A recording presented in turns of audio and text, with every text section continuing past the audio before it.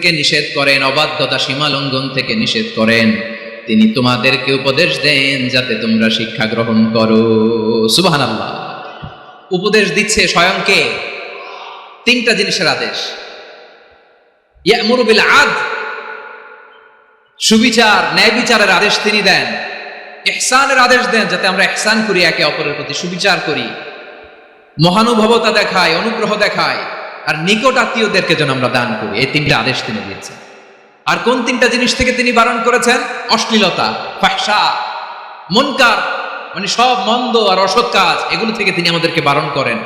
ওয়াল বাগি, অবাধ্যতা, সীমা লঙ্ঘন, এই তিনটা কাজ থেকে তিনি আমাদেরকে বারণ করেন। তিনি আমাদেরকে উপদেশ দেন, স্বয়ং আল্লাহ তাআলা আমাদেরকে উপদেশ দেন যাতে করে আমরা শিক্ষা গ্রহণ করি। সুবহানাল্লাহ পড়ে।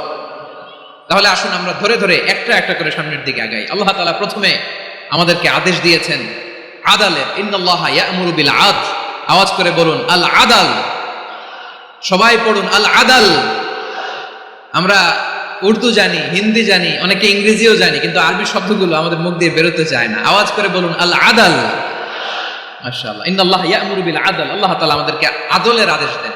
আদল অনেকে না বুঝলেও আদালত শব্দটা বুঝবেন। আদালত, আদালত, আদালত বুঝেন না? যেখানে বিচার কার্যের ফয়সালা করা হয়, কোর্ট কাচারি আদালত, এটা তো ভেরি কমন।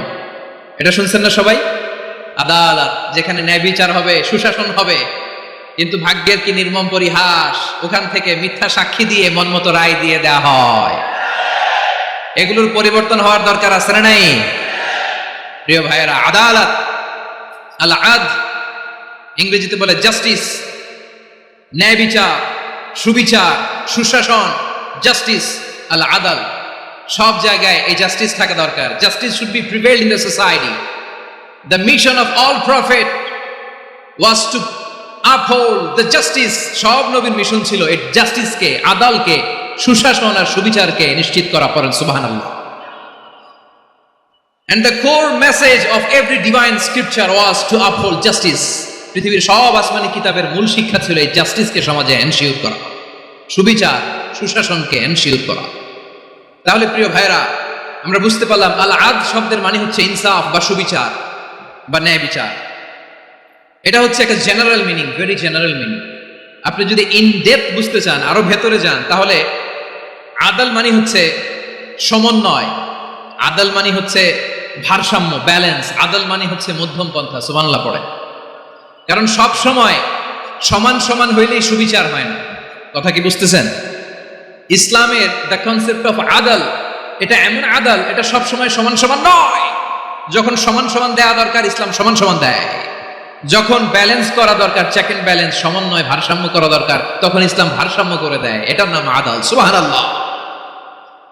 সহজ করে আপনাদেরকে বুঝাই। যেমন ধরুন, একটা পরিবারের 3 জন সদস্য, স্বামী, স্ত্রী আর সন্তান। তাদের সকালবেলার ব্রেকফাস্টে, স্বামীর সকালের নাস্তায় স্বামীর 3টা রুটি লাগে, স্ত্রীর 2টা লাগে, আর সন্তানের 1টা রুটি লাগে। এখন আমি যদি সমান সমান করে আদল করতে চাই, সবাইকে যদি 3টা করে রুটি দেই, তাহলে স্বামী বেচারার জন্য ঠিক আছে, কি বলেন? কথা কি বুঝতেছেন না কষ্ট হয়ে যাচ্ছে? যদি সমান সমানের নিয়মে আগাই, তাহলে 3টা করে যদি রুটি দেই, স্বামীর জন্য ওকে, কিন্তু স্ত্রীর জন্য 1টা বেশি হয়ে যায়। আর সন্তানের জন্য কয়টা বেশি হয়? আচ্ছা, এই তো বুঝতেছেন, মাশাআল্লাহ। আচ্ছা, 2টা করে যদি সবাই দেই সমান সমান নীতিতে, তাহলে স্ত্রীর জন্য, স্ত্রী বেচারির জন্য ঠিক আছে, কিন্তু স্বামীর কয়টা কম পড়ে? আর সন্তানের বেশি হয়ে যায় কয়টা? আচ্ছা, সমান সমান নীতিতে সবাইকে যদি সকালের নাস্তার জন্য 1টা করে রুটি দেই, সন্তানের জন্য ঠিক আছে, কিন্তু স্ত্রী বেচারির কম পড়ে কয়টা? স্বামীর কম পড়ে কয়টা? 2টা। কথা কি বুঝতেছেন? আর আমি যদি স্বামীকে দেই 3টা, স্ত্রীকে দেই 2টা, আর সন্তানকে দেই 1টা, তাহলে কারো অপচয় হবে না। যার যতটুকু দরকার ঠিক ততটুকুই কাজে লাগবে। চিল্লায় বলেন ঠিক কিনা?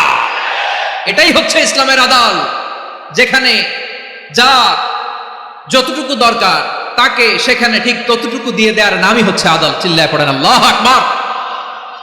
রব্বুল আলামিন বলেন, ইউসিকুমুল্লাহু ফি আওলাদিকুম লিযযাকারি মিসলু হাদ্দিল উনসায়াইন। আল্লাহ তোমাদেরকে ওসিয়ত করেন, তোমাদেরকে আদেশ দেন, উত্তরাধিকার সম্পদ যখন বন্টন হবে, ছেলেরা যতটুকু পাবে, মেয়ে পাবে তার অর্ধেক। সুবহানাল্লাহ বলেন। দেখেন, ছেলে যতদূর, মেয়ে অর্ধেক, ছেলে ডবল পাবে। আপাত দৃষ্টিতে মনে হয় এখানে অবিচার হয়েছে, কিন্তু আসলে কি অবিচার হয়েছে? আপনি বিয়ের ক্ষেত্রে যান, ওইখানে আবার ছেলে মোহরানা দেয়, মেয়ে সেখানে মোহরানা পায়, তাহলে চেক এন্ড ব্যালেন্স, ভারসাম্য, ব্যালেন্স, মধ্যম পন্থা এখানে আছে না নাই? এটাই হচ্ছে ইসলামের আদল। আল্লাহ তাআলা এই আদলের আদেশ দিয়েছেন, সুবিচার, ন্যায় বিচার, সুশাসন এবং ভারসাম্যের আদেশ দিয়েছেন। প্রিয় ভাইয়েরা, একটি শান্তিময় সমাজ, একটা সমৃদ্ধ সমাজ, একটা মানবিক সমাজ যদি আমরা পেতে চাই, এই আয়াতের মধ্যে যতগুলো পয়েন্ট আছে সবগুলোর বাস্তবায়ন লাগবে। কথা বুঝতে পেরেছেন? বলেন, আওয়াজ করে বলেন, আমরা একটা শান্তির সমাজ চাই কি চাই না? আমরা একটা সমৃদ্ধ বাংলাদেশ চাই কি চাই না? আমরা একটা মানবিক বাংলাদেশ চাই কি চাই না? এই আয়াতে আল্লাহ তাআলা একটা মানবিক সমাজের রূপরেখা টেনেছেন। তার প্রথম কথা হচ্ছে ইন্নাল্লাহা ইয়ামুরু বিল আদল। আল্লাহ তাআলা তোমাদেরকে আদলের নির্দেশনা দেয়, সুবিচার, সুশাসনের নির্দেশনা দেয়। যে সমাজে আদল থাকে না, সেই সমাজে জুলুম মানুষের ঘাড়ে চেপে বসে। আদলের বিপরীত হচ্ছে জুলুম। আদলের বিপরীত কি? জুলুম বা যাও, অত্যাচার, অবিচার, বৈষম্য। এই যে বৈষম্য বিরোধী ছাত্র আন্দোলন কেমন পড়ছে? এই যে একজন সমন্বয়ক তো দেখা করলো আমার সাথে। জুলুম মানে হচ্ছে বৈষম্য। বৈষম্যের স্থান ইসলামে নাই, অবিচারের স্থান ইসলামে নাই, জুলুমের স্থান ইসলামে নাই। আল্লাহ তাআলা বলেন যে আমি জুলুমকে নিজের জন্য হারাম করেছি এবং তোমাদের জন্য হারাম করেছি। বিশ্বনবী ফরমান, আল্লাহ তাআলা বলেন হাদিসে কুদসিতে, ইয়া ইবাদি ইন্নী হারামতু যুলমা আলা নাফসি ওয়া জাআলতুহু বাইনাকুম মুহাররামান ফালা তাযালামু। আমার গোলামেরা শোনো, নিশ্চয় আমি আল্লাহ তাআলা জুলুমকে আমি আমার উপরে হারাম করেছি, অনুরূপভাবে জুলুম করাকে তোমাদের উপরেও হারাম করেছি। ফলে ফালা তাযালামু, তোমরা একে অপরের সাথে জুলুম করো না। নির্দেশনাটা কার? খবরদার, জুলুমের সাথে আমাদের কোনো সম্পর্ক, জুলুমের সাথে ইসলামের কোনো সম্পর্ক নাই। আল্লাহ তাআলা জালিমদের জন্য কঠিন শাস্তি প্রস্তুত করে রেখেছেন। যারা এই আদলকে ভুলুণ্ঠিত করে জুলুমের রাস্তায় হাঁটতে চায়, তাদের প্রাপ্য কিয়ামতের ময়দানে বুঝিয়ে দিবে কে? আল্লাহ তাআলা তাদের প্রাপ্যকে বুঝিয়ে দিবেন। এজন্য বিশ্বনবী বলে, খবরদার, তোমরা ইনসাফ করবে, আদল করবে, জুলুম করবে না। আয-যুলমু যুলুমাতুন ইয়াউমাল কিয়ামা, জুলুম কিয়ামতের দিন অন্ধকার হয়ে জালিমের ঘাড়ে চেপে বসবে। আবার বিশ্বনবী বলতেন, ইত্তাকি দাওয়াতাল মাজলুম, খবরদার, তোমরা মজলুমের কান্নাকে ভয় করো। ফাইন্নাহু লাইসা বাইনাহু ওয়া বাইনাল্লাহি হিজাব, কেননা মজলুমের কান্নার মাঝে আর আল্লাহর আরশের মাঝে কোনো পর্দা থাকে না। বিশ্বাস হয়? এই কথা বিশ্বাস হয়? এর জলজন্ত প্রমাণ তো আমরা নিজেরাই দেখলাম। হ্যাঁ, মজলুমের কান্না ফুলে ফেপে মহিরুহ হয়ে, পাহাড়ের মতো হয়ে, বিস্ফোরিত হয়ে জালিমের মসনদকে ছারখার করে দিয়েছে। এর প্রমাণ তো আমরা নিজেরাই তো দেখলাম। জালিমের পরিণতি কি হয় আমরা জীবদ্দশাই তো দেখলাম। এমনও কোনো জুলুম নাই যে হয় নাই, ঠিক কিনা বলেন? আহারে জুলুম, আহারে জুলুম। রিসেন্টলি আয়নাঘরের কিছু ছবি প্রকাশিত হয়েছে সোশ্যাল মিডিয়ায়, দেখেছেন আপনারা? হ্যাঁ, ছোট্ট একটা জায়গা, স্বাধীন মানুষকে প্রাণীর মতো, পাখির মতো খাঁচায় বন্দি করে রেখেছে। কখন দিন কখন রাত কিচ্ছু জানে না, কখন দিন কখন রাত কিছু জানে না। বছরের পর বছর কেটে গিয়েছে। এক্সট্রা জুডিশিয়াল কিলিং এর কোনো হিসাব নাই, বিচার বহির্ভূত হত্যা, এনফোর্স ডিসঅ্যাপিয়ারেন্স, গুম, যেটা সবচাইতে বড় মানবতা বিরোধী অপরাধ। কত মানুষ যে গুম হয়েছে তার কোনো ইয়ত্তা নাই। যেই ফ্যামিলির সদস্য গুম হয়েছে, তারা কি ওই লোকটার জন্য মাগফিরাতের দোয়া করবে নাকি সুস্বাস্থ্যের দোয়া করবে তারা নিজেরাও জানতো না, কারণ জানে না ও বেঁচে আছে না মরে গেছে। আহা, বিডিআর নওজোয়ানদের যারা ছাড়া পেল দেখলাম, বিনা অপরাধে, কোনো অন্যায় ছাড়া, অপরাধ ছাড়া তাদের জীবন থেকে, তাদের তারুণ্যের, তাদের যৌবনের 15 বছর, 16 বছর, 17 বছর নাই, 6 মাস বয়সের ছোট বাচ্চাকে রেখে জেলে গেছে। 6 মাসের মেয়ে বেরোয় দেখে মেয়ের বয়স 17 বছর। মেয়ে বাবারে চিনে না, বাবা মেয়েরে চিনে না। মেয়েকে এখন বিয়ে দিয়ে আরেক ছেলের হাতে তুলে দিবে। মেয়ের শৈশব বাবা দেখে নাই, মেয়ের কৈশোর বাবা দেখে নাই, মেয়ের তারুণ্য দেখে নাই। আরেক যুবককে দেখলাম 14 বছরের 14 দিনের সংসার, 2 সপ্তাহের সংসার শেষে জেলে গেছে। কত যুবকের যে স্ত্রী চলে গিয়েছে ফ্যামিলি ছেড়ে, কারণ জানে না তো কবে আসবে, কি হবে, কেউ জানতো না। দাম্পত্য জীবনের মাত্র 14 দিনের স্মৃতি, এই স্মৃতিকে আঁকড়ে ধরে এক বোন 16টা বছর 17টা বছর কাটিয়ে দিয়েছে। আমি নিউজটা দেখে ভাবলাম আমার এই বোনের প্রতিটি দিন কিভাবে কেটেছে, প্রতিটি রাত কিভাবে কেটেছে, প্রতিটি ক্ষণ কিভাবে কেটেছে। বিশ্বনবী বলেছেন ইত্তাকি দাওয়াতাল মাজলুম ফাইন্না লাইসা বাইনাহু ওয়া বাইনাল্লাহি হিজাব। মাজলুমের কান্নাকে ভয় করো, কারণ মাজলুমের কান্না আর আল্লাহর মাঝে কোনো পর্দা থাকে না। আমরা আর এরকম কোন জুলুম বাংলাদেশে দেখতে চাই না, জোরে বলেন ঠিক কিনা? আর কেউ নতুন করে জালিম হোক আপনারা চান? আবার নতুন করে কেউ ফ্যাসিস্ট হোক আপনারা চান? এক দল আরেক দলকে নিশ্চিহ্ন করার রাজনীতিতে মেতে উঠুক এটা আপনারা চান? আমরা বাংলাদেশকে আদল দিয়ে সাজাতে চাই। আমরা এই 56,000 বর্গ মাইলের প্রতিটা ইঞ্চি মাটিকে কোরআনের আইন দিয়ে সাজাতে চাই। রাজি আছেন আপনারা? কারা কারা রাজি দেখান হাত তোলে আল্লাহকে।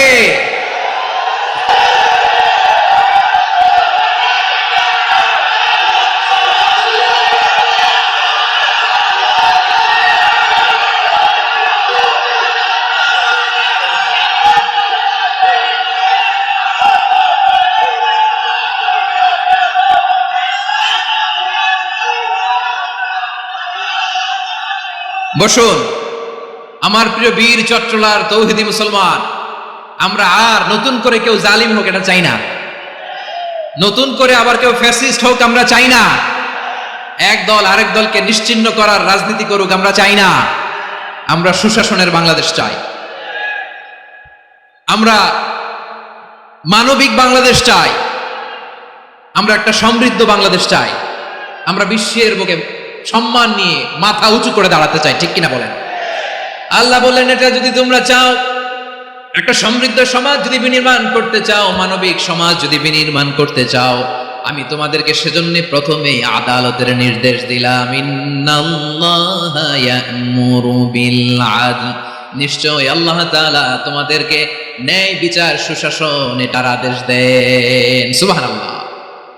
আদাল ন্যায় বিচারের আদেশ আল্লাহ তাআলা কোরআনের বিভিন্ন আয়াতে দিয়েছেন। আল্লাহ তাআলা বলেছেন ইন্নাল্লাহা ইয়া'মুরুকুম আন তুআদ্দুল আমানাতি ইলা আহলিহা ওয়া ইযা হাকামতুম বাইনান নাসি আন তাহকুমু বিল আদল ইন্নাল্লাহা নি'ম্মা ইয়া'iযুকুম বিহি ইন্নাল্লাহা কানা সামিআন বাসীরা।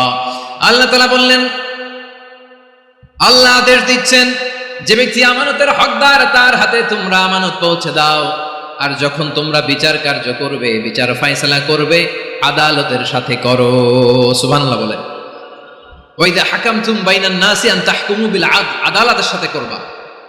আল্লাহ তাআলা বলেন যারা জাজ হবে, বিচারক হবে, তাদের যদি বাদী বিবাদীর কারোর সাথে শত্রুতা থাকে, কারোর সাথে যদি কোনো ধরনের রেষারেষি থাকে, আল্লাহ বলেন বিচার কার্য করতে যে ওই শত্রুতা রেষারেষির কারণে আদালতের বাইরে যে অবিচার করে বিচার করো না। ওয়ালা ইয়াজরিমান্নাকুম শানাআনু কওমিন আলা আল্লা তা'দিলু ই'দিলু হুয়া আকরাবু লিত্তাকওয়া ওয়াত্তাকুল্লাহা ইন্নাল্লাহা খাবীরুম বিমা তা'মালুন। খবরদার কোন জাতির প্রতি, কোন গোষ্ঠীর প্রতি, কোন গোত্রের প্রতি আক্রোশ যেন তোমাদেরকে ন্যায় বিচার থেকে দূরে সরিয়ে না দেয়, বরং আমি আল্লাহর আদেশ হলো ই'দিলু, তোমরা আদল করো, ন্যায় বিচার করো, সুবিচার করো, সুশাসন প্রতিষ্ঠা করো। হুয়া আকরাবু লিত্তাকওয়া, এটাই তাকওয়ার সবচেয়ে কাছাকাছি। সুবহানাল্লাহ বলেন। কোরআনের বিভিন্ন আয়াতে আল্লাহ তাআলা স্পেসিফিকলি ধরে ধরে বিচার করার সময় আমরা যেন আদল করি সেটা বলেছেন। কোরআনের কোন কোন জায়গায় আল্লাহ তাআলা এই আল আদল শব্দটা ব্যবহার করেছেন।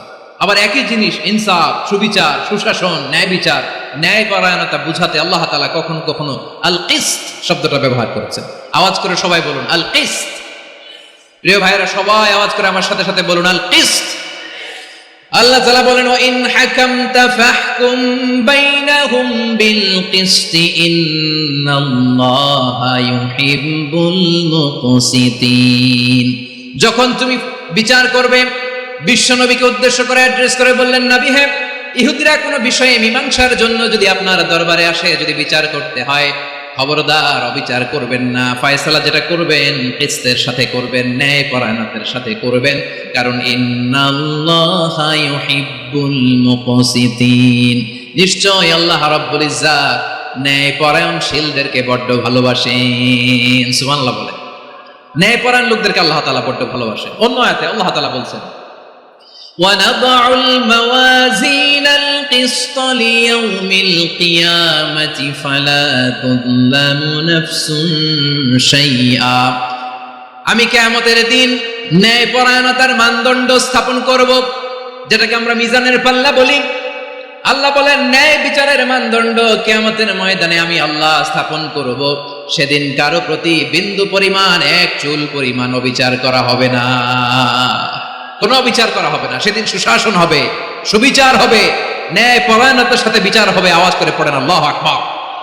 তাহলে প্রিয় ভাইরা, যে তিনটি বিষয়ে আল্লাহ তাআলা আমাদেরকে আদেশ দিয়েছেন, তার প্রথমটা হচ্ছে আদালত, ইনসাফ, সুবিচার, ন্যায় বিচার। এটা আমরা চাই কি চাই না? বিশ্বনবী ন্যায় বিচার, ন্যায় পরায়ণতা, সুশাসন প্রতিষ্ঠিত করেন কি করেন নাই? আপনারা বিশ্বনবীর সিরাত যারা পড়েছেন, আপনি দেখবেন বিশ্বনবীর সিরাতের পরতে পরতে, বাকে বাকে, সিরাতের বাকে বাকে এই আদালতের নমুনা মেলে। সুবহানাল্লাহ বলেন।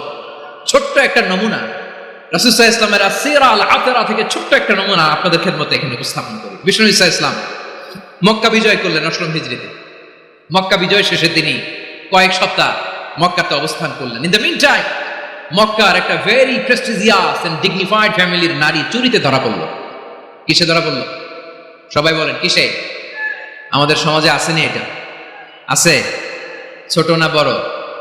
হ্যাঁ, হিসাব করে শেষ করা যায় না। 3.25 লাখ কোটি টাকা নাই উন্নয়ন প্রকল্পের নামে। উন্নয়ন প্রকল্পের নামে 3.25 লাখ কোটি টাকা নাই। 3.25 লাখ কোটি টাকা লিখতে পারবেন আপনি? একটা না লিখতে পারবেন? বুঝতেছেন কত বড় সংখ্যা? বনু মাখজুমিয়া গোত্রের এক নারী মক্কায় চুরিতে ধরা পড়ল। বলেন তো চুরি করলে বিধান কি? কি কাটতে হবে? চুরির বিধান হলো হাত কেটে দাও। দাও সেটা গোপনে নয়, প্রকাশ্যে জনসম্মুখে হাত কেটে দাও। বনু মাখজুমিয়া গোত্রের নারী যখন চুরিতে ধরা পড়লো, সাহাবারা চিন্তায় পড়ে গেলেন। সবেমাত্র মক্কার লোকেরা কালিমা পড়ে মুসলমান হয়েছে, ইসলামের আইন কানুন তেমন জানে না, ইসলামী শরিয়ার সাথে বেশি পরিচিত নয়। এখনই যদি বিশ্বনবী চুরির যেই বিধান এটা যদি কায়েম করে হাত যদি কেটে দেয়, না জানি মক্কার লোকেরা আবার বিগড়ে যায়, না জানি মক্কার লোকেরা আবার মুরতাদ হয়ে যায়, না জানি মক্কার লোকেরা ইসলাম থেকে দূরে সরে যায়। চলো চলো, সাহাবীরা মিলে পরামর্শ করলেন, চলো বিশ্বনবীর কাছে যেয়ে বলি, ও নবী, শুধু কেবলমাত্র একমাত্র এই নারীর জন্য চুরির হাত কাটার বিধানটা আপনি একটু থামিয়ে দেন। চুরির হাত কাটার যে বিধান এখানে একটু রহিত করে দেন, বাকিগুলা কইরেন মদিনাতে যে চলবে, কিন্তু মক্কায় এবারের জন্য মাফ করে দেন। কিন্তু কে বলবে? এই যে পরামর্শ, সাজেশন, এটা কে দিবে বিশ্বনবীর কাছে? সাহাবারা চিন্তায় পড়ে গেলেন। আল্লাহর নবীর সামনে দাঁড়িয়ে আল্লাহর দেয়া হুদুদ, আল্লাহর দেয়া বিধান থামিয়ে দেওয়া, মাফ করে দেওয়া, এই কথা বিশ্বনবীর সামনে বলার সাহস তো কেউ রাখে না। কেউ কেউ বলল, বিশ্বনবীর পালক পুত্র যায়েদ বিন হারেসার সন্তান উসামারে বিশ্বনবী নাতির মতো আদর করে, বড্ড বেশি ভালোবাসে উসামারে। এজন্য সাহাবারা উসামাকে বলতো হিব্বু রাসূলিল্লাহ, বিশ্বনবীর ভালোবাসা। কি বলতো? সাহাবীরা বললেন বিশ্বনবীর ভালোবাসা হিব্বু রাসূলিল্লাহ, উসামারে পাঠাও। উসামারে বিশ্বনবী নাতির মতো স্নেহ করে, মায়া করে, ভালোবাসে। আমরা পারবো না, উসামা পারবে। সবাই মিলে ফুলিয়ে খুশিয়ে উসামাকে, ছোট্ট উসামাকে রাজি করালো। উসামা এমন এমন কথা যে তুমি বিশ্বনবীর কাছে বলতে হবে, পারবা নাকি? উসামা বলে পারবো। সাইয়েদনা উসামা রাদিয়াল্লাহু তাআলা আনহু তরুণ সাহাবী বিশ্বনবীর কাছে গেলেন, যে বললেন, নবী, বনু মাখজুমিয়া গোত্রের এক নারী চুরিতে ধরা পড়েছে, এবারের জন্য কি এই মহিলাটারে মাফ করে দিলে হয় না? এবারের জন্য একটু ক্ষমা করা যায় না নবী? বিশ্বনবী বলেন, আতাশফাউ ফি হাদ্দিম মিন হুদুদিল্লাহ, তোমার এত বড় সাহস উসামা, তুমি আল্লাহর হাত, আল্লাহর দেয়া বিধান, এটার ব্যাপারে সুপারিশ করতে এসেছো? তোমরা কি জানো তোমাদের আগে যত কওম, যত গোত্র, যত জনপদ ধ্বংস হয়েছে তার কারণ ছিল তাদের মধ্যে গরিবরা অন্যায় করলে তারা বিচার করত, আর ধনীরা অন্যায় করলে তারা মাফ করে দিত। খবরদার! ওয়া আইমুল্লাহ লাউ আন্না ফাতিমাতা বিনতি মুহাম্মাদিন সারাকাত লাকাতা মুহাম্মাদুন ইয়াদাহা। বিষ্ণু বললেন, ওরে উসামা, বানু মাখজুমিয়ার ওই প্রেস্টিজিয়াস এন্ড ডিগনিফাইড ফ্যামিলির মেয়ে তো দূর কি বাত, অনেক দূরের কথা। জেনে রেখো উসামা, আমার কলিজার টুকরা নয়নের পুটুলি ফাতেমাও যদি মক্কার জমিনে আজকে এই চুরির দায়ে ধরা পড়তো, আমি বিশ্বনবী মুহাম্মদুর রাসূলুল্লাহ ধরে ফাতেমার ডান হাতটা কেটে দিতে এক বিলম্ব দেরি করতাম না। ইন্নাল্লাহা ইয়া'মুরু বিল আদল, আমাদেরকে জাস্টিস শিখায় পশ্চিমারা, আমাদেরকে ইনসাফ শিখায়, আমাদেরকে সুশাসন শিখায়। আর ইনসাফ, সুশাসন, ন্যায় বিচার, সুবিচার, জাস্টিস কারে বলে বিশ্বনবীর বায়োগ্রাফি থেকে জেনে নাও। এই ছিল বিষ্ণু ইসা ইসলামের আদালতের নমুনা। আপনি যদি সাইয়েদনা ওমর ফারুকের জীবনের দিকে তাকান, এমন কঠোর, এমন বীর সেনানী ছিলেন। সাইয়েদনা ওমর ফারুক যদি রাস্তার এই মাথা দিয়ে হাঁটা শুরু করতেন, শয়তান ওমর ফারুককে দেখলে ওই রাস্তা রেখে দিয়ে অন্য রাস্তা দিয়ে হাঁটতো। সুবহানাল্লাহ। ওমর ফারুক রাদিয়াল্লাহু তাআলা কি পার্সোনালিটি ছিল, কি পার্সোনালিটি। আমাদের এলাকায় ছোট বাচ্চারা রাতে ভাত খেতে চায় না, আমার মেয়েটাও খেতে চায় না, এই এটা দিব ওইটা দিব, আজকে মাহফিলে আসার সময় বলে দিছে লিস্ট করে এটা এটা আনতে হবে। তো ছোট্ট বাচ্চাদের অনেক বায়না থাকে, ওরা রাতে খেতে চায় না। তো মায়েরা বিভিন্ন ভয় দেখায়, এই বাঘ আসবে খাও, এই ভূত আসবে খাও। আপনারা কি বলেন চট্টগ্রামে, কি আসবে? হ্যাঁ, ভূত ভূত ভূত আসবে, বাঘ আসবে, খাও খাও খাও, তাড়াতাড়ি খাও। তো বাচ্চারা এগুলো শুনে ভয়ে খেতে শুরু করে। মদিনার জমিনেও একই ঘটনা ঘটতো। মদিনার ছোট্ট ছোট্ট সোনামণিরা খেতে চাইতো না, তো মায়েরা বলতো হা হুয়া ইয়াতি উমর, হা হুয়া ইয়াতি উমর, ওই যে উমর আসতেছে উমর। ওমরে ফারুকের কথা শুনলে বাচ্চারা একেবারে ঠান্ডা। সুবহানাল্লাহ পড়বেন না? প্রভু তুমি বলেছ রাসূল দেবে না, বলনি দেবে না ওমর, বলনি দেবে না হামজা তারি, খালিদ বিজয়ী সমর। প্রভু তুমি বলেছ রাসূল দেবে না, বলনি দেবে না ওমর, বলনি দেবে না হামজা তারি, খালিদ বিজয়ী সমর। প্রভু তুমি বলেছ রাসূল দেবে না। আল্লাহু আকবার। ওমর ফারুক রাদিয়াল্লাহু তাআলা ওনার কথা শুনলে গায়ের মধ্যে গুজবাম হয়, গায়ের পশমগুলো দাঁড়িয়ে যায়। সুবহানাল্লাহ বলেন। কি পার্সোনালিটি ছিল, কি ব্যক্তিত্ব ছিল। মুনাফিকরা ওমর ফারুককে জমের মতো ভয় পেতেন। শয়তান, খোদ শয়তান, শয়তান অন্য রাস্তা দিয়ে হাঁটত। ওমর ফারুক রাদিয়াল্লাহু তাআলা আনহুর জীবনে যদি দেখেন, তাহলে সেখানে আপনি আদালতের, ইনসাফের, সুশাসনের, জাস্টিসের নমুনা দেখতে পাবেন। কয়টা শুনবেন? সাইয়েদনা ওমর ফারুকের রাদিয়াল্লাহু তাআলা আনহুর সন্তান আব্দুর রহমান মিশরে মদ খেয়ে মদ্যপ অবস্থায় ধরা পড়েছে। মদ খাওয়ার কারণে, মদ যদি কেউ পান করে আর যদি প্রমাণিত হয়, তার বিচার হলো 80 বেত। আওয়াজ করে বলেন কয় বেত? বাংলাদেশেও তো এই আইন আছে নাকি? বাংলাদেশে আছে? হ্যাঁ, মদ খাইলে 80 বেত। এই আইন বাংলাদেশে চালু হোক, আমরা চাই কি চাই না? চাই সবাই। এজন্যই তো ইসলাম ভাল লাগে না। ইসলামকে ভাল লাগে না। ইসলামকে আউট করে রাখতে পারলেই তো এরকম বড় বড় বোতল খাওয়া যায়। একেবারে সহজ, পানির মতো সহজ, হিসাব একেবারে সহজ। ওমর ফারুক রাদিয়াল্লাহু তাআলা আনহুর ছেলে ভুল করে মদ পান করে ফেলেছিলেন। আব্দুর রহমান, ঘটনা ঘটেছে মিশরে। মিশরের গভর্নর তখন আমর ইবনে আস রাদিয়াল্লাহু তাআলা আনহু। আব্দুর রহমানের ভাই যে গভর্নরকে বলল, গভর্নর যদি একটু দয়া করেন, খলিফার ছেলে আমার ভাই আব্দুর রহমান মদ্যপ অবস্থায় ধরা পড়েছে, জনসম্মুখে যদি আপনি বেত্রাঘাত করেন আমাদের প্রেস্টিজ থাকে না, যদি 80 বেত আপনি মারেন আমার কোনো কথা নাই, কিন্তু ঘরের ভেতরে মারেন। আব্দুর রহমানের ভাইয়ের সুপারিশ শুনে সাইয়েদনা আমর ইবনে আস রাদিয়াল্লাহু তাআলা আনহু রাজি হয়ে গেলেন। ঘরের ভেতরে লোকচক্ষুর আড়ালে 80 বেত তিনি মানলেন। কিন্তু ঘটনাক্রমে এই কথা লুকিয়ে লুকিয়ে ঘরের ভেতরে 80 বেত মারার কথা সাইয়েদনা ওমর ফারুক মদিনা থেকে জানতে পারলেন। মদিনা থেকে তিনি ফরমান জারি করলেন, এই বিচার যেমনটি আমর ইবনে আস আদায় করেছে, এটা প্রকৃতপক্ষে আদায় হয় নাই। আসো সবাই মদিনায় আসো, আমর ইবনে আস মদিনায় আসো, আব্দুর রহমানও আসো, সবাই আসো, জনসম্মুখে এই বিচার কার্যকর করতে হবে। সাইয়েদনা ওমর ফারুক মসজিদে নববীর পিলারের মধ্যে নিজের ছেলেকে বাঁধলেন, আবার জনসম্মুখে 80টা বেত তার গায়ের মধ্যে মারলেন। মাজমুয়ে ফাতাওয়া ইবনে তাইমিয়া রাহিমাহুল্লাহ উনি এটা নকল করেছেন। এটা সবচেয়ে বিশুদ্ধ মত। আরো অনেক মত আছে, মারা গেছে কবরের উপর, ওগুলো বাদই দিলাম। কেমন খালিফা ছিল, কেমন খালিফা। পশ্চিমারা তোমরা জাস্টিস আমাদেরকে শেখাও, ইনসাফ কারে বলে, সুশাসন আমাদেরকে তোমরা শেখাও। ওমরে ফারুক রাদিয়াল্লাহু তাআলা ওইটাকে, ওই বিচারকে তিনি ধর্তব্য মনে করেন নাই। মদিনাতে এনে আবার জনসম্মুখে আবার আশীর্বাদ মেরেছেন। মিশরে ওমরে ফারুক রাদিয়াল্লাহু তাআলা আমর ইবনুল আসকে গভর্নর করে পাঠালেন। সেখানে আমর ইবনুল আসের ছেলে একটা প্রতিযোগিতায় রানার আপ হয়েছে। এক মিশরি সেখানে চ্যাম্পিয়ন হয়েছে। রানার আপ বুঝতে পেরেছেন তো? রানার আপ সেকেন্ড হয়েছে, এক মিশরি হয়েছে চ্যাম্পিয়ন প্রথম। কিন্তু গভর্নরের ছেলে ও জিততে পারে নাই। ও রাগে ওই মিশরির গায়ের মধ্যে কয়েকটা লাঠি দিয়ে বাড়ি মেরেছে। মিশরি যে মদিনাতে ওমরে ফারুকের কাছে বিচার দিলেন, আপনার গভর্নরের ছেলে অন্যায়ভাবে আমার গায়ে হাত তুলেছে। সাইয়েদনা ওমরে ফারুক আবার ফরমান জারি করলেন, আসো মদিনাতে আসো। মিশরীকে ডাকলেন। ওই মিশরের গভর্নর আমর ইবনুল আস রাদিয়াল্লাহু তাআলা আনহুকে ডাকলেন, তার ছেলেকেও ডাকলেন। সবাই বসে রইল।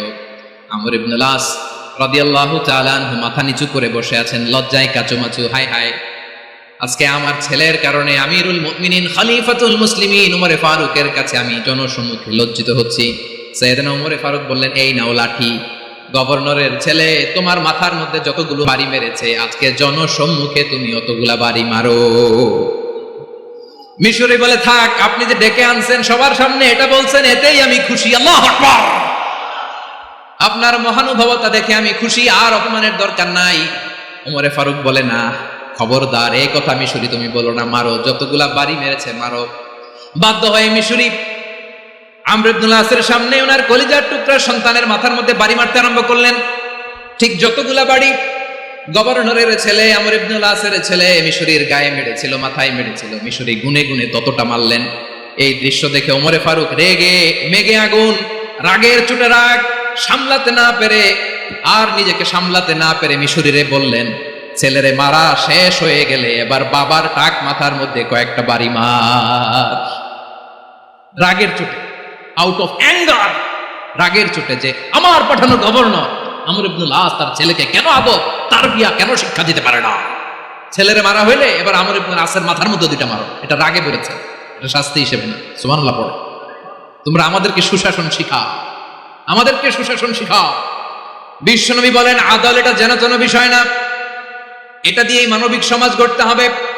আল্লাহ তাআলা কিয়ামতের কঠিন ময়দানে, যেদিন স্বামী স্ত্রীকে চিনবে না, স্ত্রী স্বামীকে দেখে পালিয়ে যাবে, বন্ধু বন্ধুরে চিনবে না, পীর সাহেব মুরিদরে চিনবে না, মুরিদ পীর সাহেবরে চিনবে না, দলের কর্মী তার নেতারে চিনবে না, নেতা তার কর্মীরে চিনবে না, বন্ধু বন্ধুরে দেখে পালাবে। এই কঠিন মুহূর্তে সূর্যটা মাথার কাছে চলে আসবে, জমিনটা তামার জমিন হবে, আজকের জমিনের মতো নয়।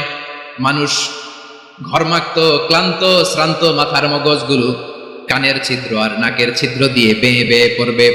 বিশ্বনবী ফরমান, কিয়ামতের ওই কঠিন ময়দানে 7 শ্রেণীর ব্যক্তিকে রব্বুল আলামিন তার আরশের নিচে ছায়া দিবেন। তার মধ্যে প্রথম শ্রেণীর ব্যক্তি হলো ইমামুন আদিল। ইমামুন আদিল, ন্যায়পরায়ণ শাসক,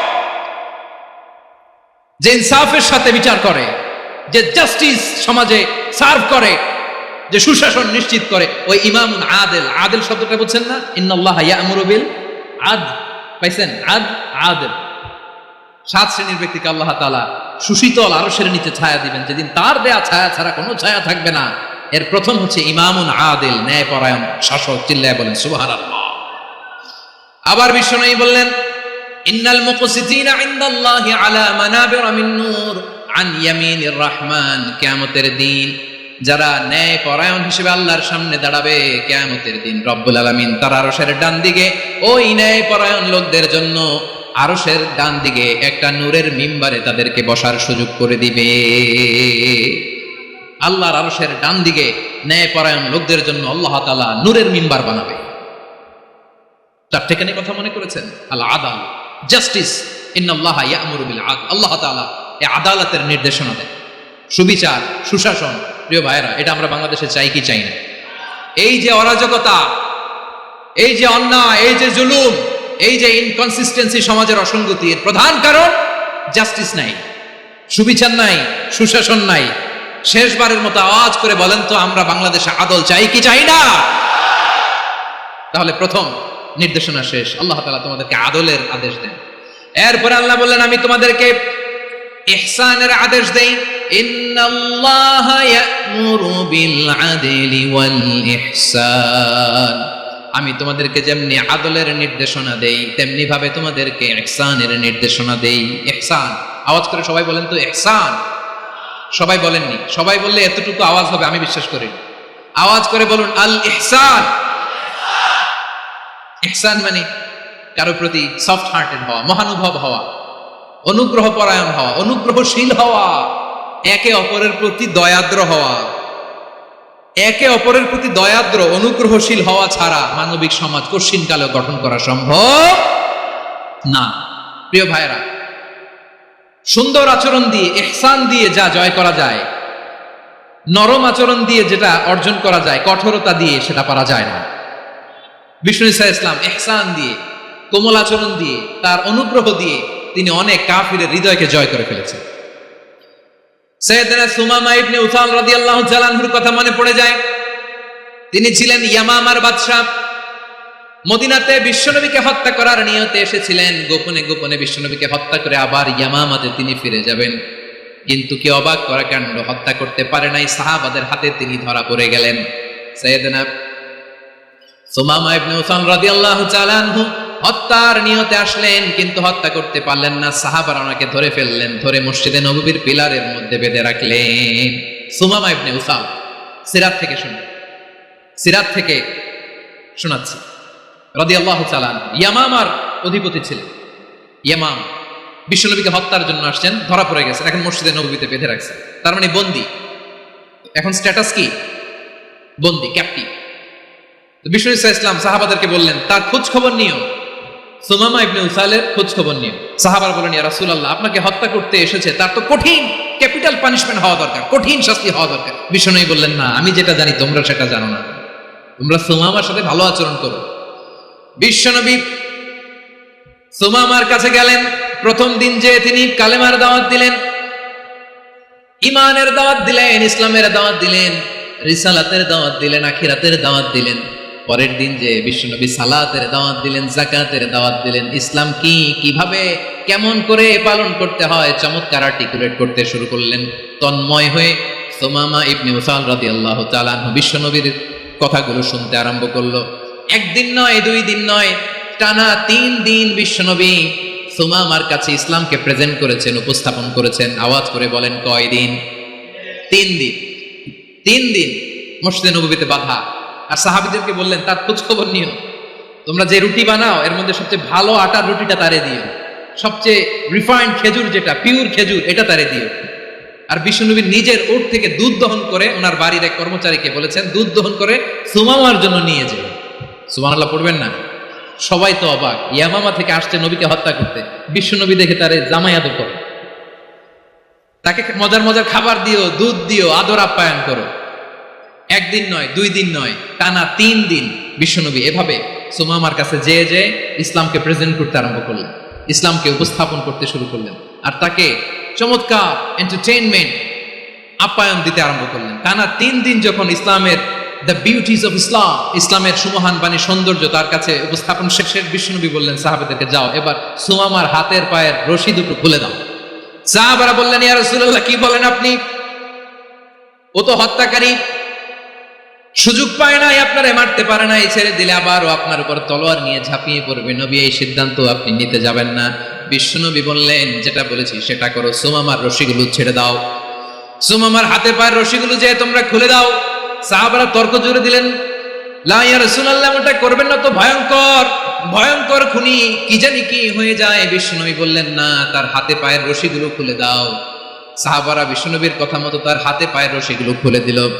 সুমামা মুহূর্তের মধ্যে মসজিদে নববী থেকে বের হয়ে ইয়ামামায় ফিরে না যে মসজিদে নববীর পাশে একটা খেজুর বাগান ছিল সেখানে চলে গেলেন। সেখানে একটা ছোট্ট কুয়া ছিল, কুয়ার পানি দিয়ে তিনি গোসল করলেন। সুবহানাল্লাহ পড়েন। কুয়ার পানি দিয়ে গোসল করে মসজিদে নববীর সামনে এসে বিশ্বনবী এবং সাহাবাদের সামনে দাঁড়িয়ে সাব্বাবা উঁচু করে বললেন, আশহাদু আল্লা ইলাহা ইল্লাল্লাহ ওয়া আশহাদু আন্না মুহাম্মাদান আবদুহু ওয়া রাসূলুহু। আল্লাহু আকবার। আমি সাক্ষ্য দিচ্ছি আল্লাহ ছাড়া কোনো ইলাহ নাই, আর মুহাম্মদ আল্লাহ তাআলার প্রেরিত বান্দা এবং রাসূল। প্রিয় ভাইরা, ইহসান দিয়ে যা জয় করা যায়, কঠোরতা দিয়ে সেটা কঠিনকালেও জয় করা যায় না। আওয়াজ করে বলেন ঠিক কিনা?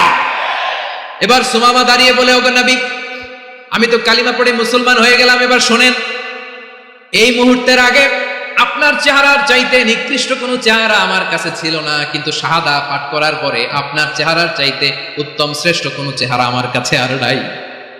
ও নবী, আজকের দিনের আগে ইসলাম ধর্মের চেয়ে নিকৃষ্ট অপছন্দনীয় কোনো ধর্ম আমার কাছে ছিল না, কিন্তু এই মুহূর্ত থেকে ইসলামের চেয়ে সেরা শ্রেষ্ঠ পছন্দনীয় কোনো ধর্ম আমার কাছে নাই। নবী গো, আজকের দিনের আগে মদিনার চাইতে অপছন্দনীয় নিকৃষ্ট কোনো শহর আমার কাছে ছিল না, কিন্তু এই মুহূর্তের পর থেকে মদিনার চাইতে কোনো শ্রেষ্ঠ শহর আমার জানা নাই। সে ছিল গমের বড় ডিলার, গম বেচত। কি বেচত? তার গম কিনে মক্কা লোকেরা রুটি খাইতো। সে ঘোষণা দিল, আজকে থেকে মক্কাবাসীদের জন্য সব গম আমি হারাম করে দিলাম, মক্কাবাসী এখন না খেয়ে মরে। সুবহানাল্লাহ পড়বেন না?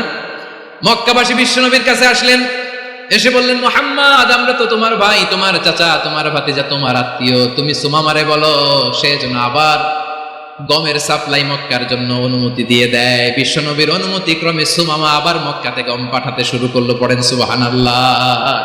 ইহসান, ইহসান দিয়ে আপনি যেটা জয় করতে পারবেন, you can win the heart of your enemies. ইহসান দিয়ে আপনি আপনার শত্রুর হৃদয়কে জয় করতে পারবেন। আওয়াজ করে বলেন ঠিক কিনা? এজন্য আল্লাহ বললেন, ওয়া আনফিকু ফি সাবিলিল্লাহি ওয়া লা তুলকু বিআইদিকুম ইলাত তাহলুকা ওয়া আহসিনু ইন্নাল্লাহা ইউহিব্বুল মুহসিনিন। তোমরা আল্লাহর রাস্তায় দান করবে আর নিজেরা নিজেদেরকে ধ্বংসের হাতে ঠেলে দিও না। তোমরা একে অপরের প্রতি ইহসান করবে, কারণ ইহসানকারীদেরকে আল্লাহ বড় ভালোবাসেন। সুবহানাল্লাহ পড়ে। আবার সূরা রহমানে আল্লাহ বললেন, হাল জাযাউল ইহসানি ইল্লাল ইহসান ফাবিআইয়ি আলা, সবাই পড়েন, ফাবিআইয়ি আলাই রাব্বিকুমা তুকাযযিবান। ইহসানের প্রতিদান হিসেবে ইহসানই হয়। বিশ্বনবী সুমামার প্রতি যেমন ইহসান করেছেন, সুমামাও ঠিক তেমন ইহসান ফিরিয়ে দিয়েছে। ঠিক কিনা বলেন? তাহলে এক নম্বরে হচ্ছে আদ, ন্যায় বিচার। দুই নম্বরে সবাই বলেন ইহসান, সদাচরণ। ইহসান দুই ধরনের প্রিয় ভাই, ইহসান ফিল ইবাদা, ইহসান ফিল মুআমালা। ইহসান ফিল ইবাদা হচ্ছে একাগ্র অনুভবে ইবাদতে ডুব দেওয়া, এর নাম ইবাদতের ইহসান। সুবহানাল্লাহ। বিশ্বনবী বলেন ইহসান মানে কি জানো নাকি? হাদিসে জিবরিলে সাইয়েদনা জিবরিল আলাইহিস সালাম বিশ্বনবীকে বললেন, আখবিরনি আনিল ইহসান। নবী আমাদেরকে বলেন ইহসান মানে কি? বিশ্বনবী বললেন, আনতা আবুদাল্লাহা কাআন্নাকা তারাহু ফাইন লাম তাকুন তারাহু ফাইন্নাহু ইয়ারাক।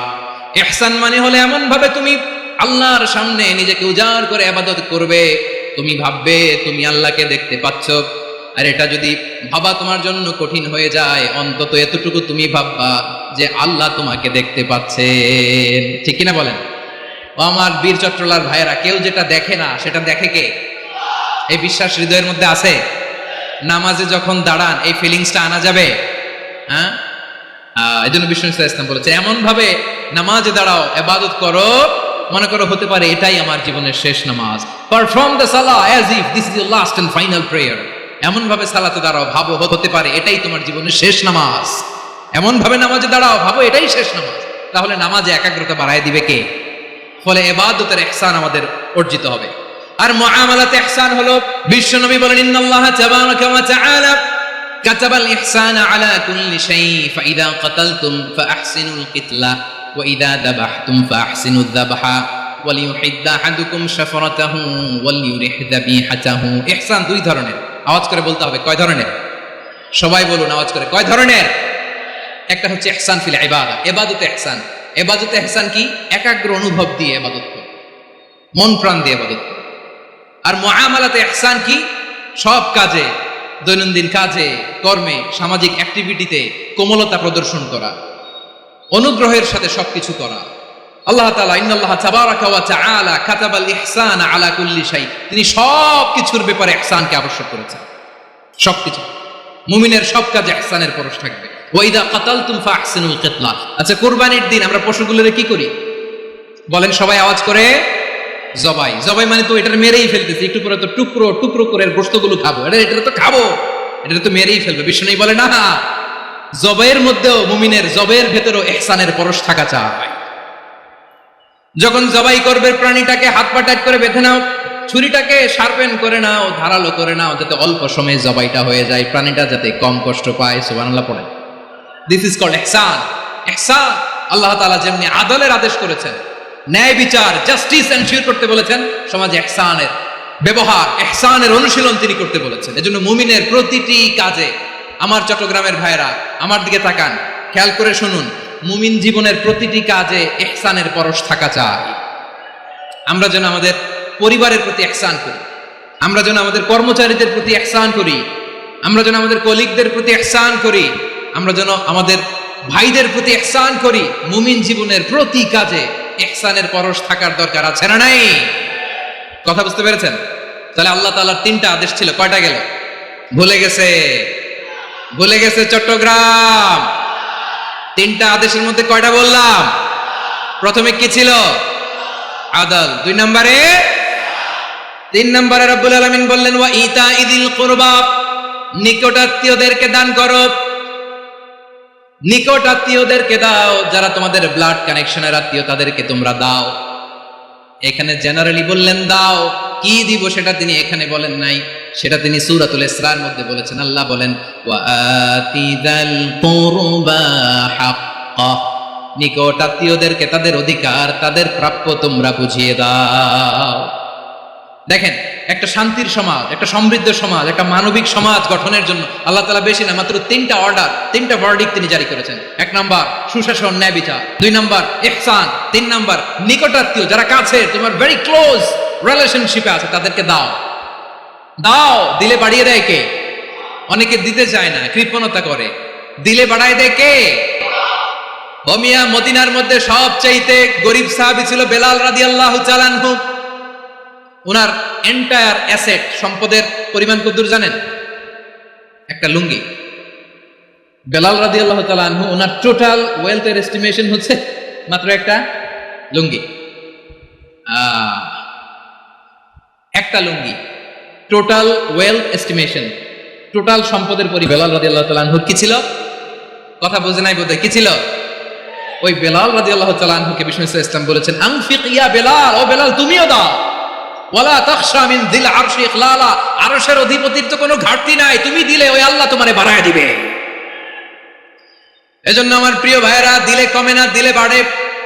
অনেকে ধরে রাখে, নতুন কিছু নিতে পারে না, হাত দিয়ে যেটা ধরে রেখেছেন এটা দিয়ে দেন, বড় একটা ধরার সুযোগ পাবেন। জোরে বলেন ঠিক কিনা? ধরেন 5 কেজি ওজনের একটা ধরে রাখছেন, এখন 10, এটা না ছাড়লে 10 কেজি ধরতে পারবেন আপনি? আচ্ছা, 10 কেজির জিনিস একটা আছে হাতে, ওইটা যদি ছেড়ে দেন তাহলে না 15 কেজি ধরতে পারবেন। কথা বলেন ঠিক কিনা? তাহলে দিলে বাড়িয়ে দেয় কে? রব্বুল আলামিন বললেন 3 নাম্বার আদেশ হলো তোমাদের প্রতি সমাজটারে কেমন করে মানবিক সমাজ, সুন্দর সমাজ গড়বা। 3 নাম্বার আদেশ হলো ওয়া আতিদাল কুরবা হাক্কা, নিকটাত্মীয়দেরকে তাদের প্রাপ্য বুঝিয়ে দাও। এই নিকটাত্মীয়দেরকে তাদের অধিকার বুঝিয়ে দেওয়া, প্রাপ্য বুঝিয়ে দেওয়াতে আমাদের গাফলতি আছে না নাই? চট্টগ্রামে নাই? মাশাআল্লাহ আছে, আছে। অনেকে দেখবেন অনেক আল্লাহওয়ালা, তাহাজ্জুদ গুজার, সেজদা দিতে দিতে কপালে কালো দাগ ফেলে দিছে, সে তার বোনের হকটা আদায় করে নাই। আছে না নাই? হ্যাঁ, এখানেও আছে। সর্বনাশ। অনেক বড় হাজী সাহেব, বিশাল লম্বা দাড়ি, ছেলেরে সব দিয়ে দিছে, মেয়েরে কিছু দেয় নাই, মেয়ের হক আদায় করে নাই। আছে না নাই? এই হাজী সাহেবেরা, এই আল্লাহওয়ালারা কিয়ামতের ময়দানে আটকে যাবে। আপনি অন্যের অধিকার নষ্ট করেছেন, তাদের রাইটস কে ভায়োলেট করেছেন, এজন্য